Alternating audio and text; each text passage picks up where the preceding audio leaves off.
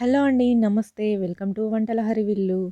ఎప్పుడు చేసే పల్లీల చట్నీ అయినా కూడా కాస్త ఎక్స్‌ట్రా టేస్ట్‌తో ఎలా చేసుకోవాలో ఈ వీడియోలో చూపిస్తారండి.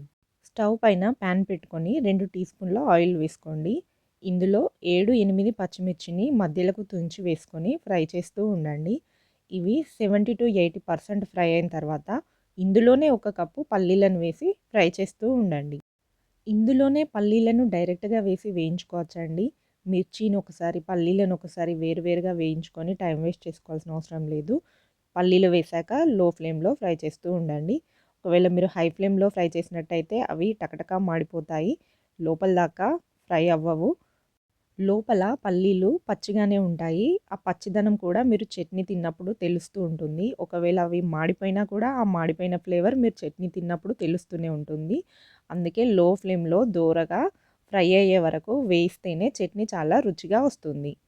వేయించిన పల్లీలను చల్లారాక ఒక మిక్సీ జార్‌లోకి తీసుకోండి.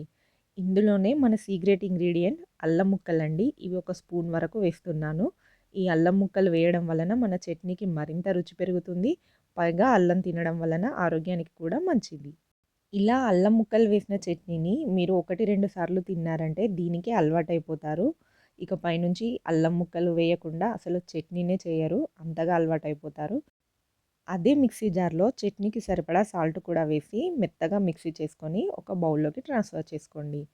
మనం అన్ని చట్నీలకి ఎలా పోపు వేసుకుంటామో అలా పోపు వేసుకొని, ఆ పోపుని కూడా ఇందులో యాడ్ చేసుకొని, చక్కగా కలుపుకొని మీ బ్రేక్‌ఫాస్ట్‌ని ఎంజాయ్ చేసేయండి.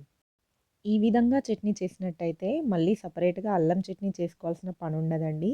ఏ టిఫిన్స్‌లోకైనా సూపర్‌గా సెట్ అయిపోతుంది. ఈసారి చట్నీ చేస్తున్నప్పుడు అల్లం ముక్కలు వేసి ఖచ్చితంగా ట్రై చేయండి.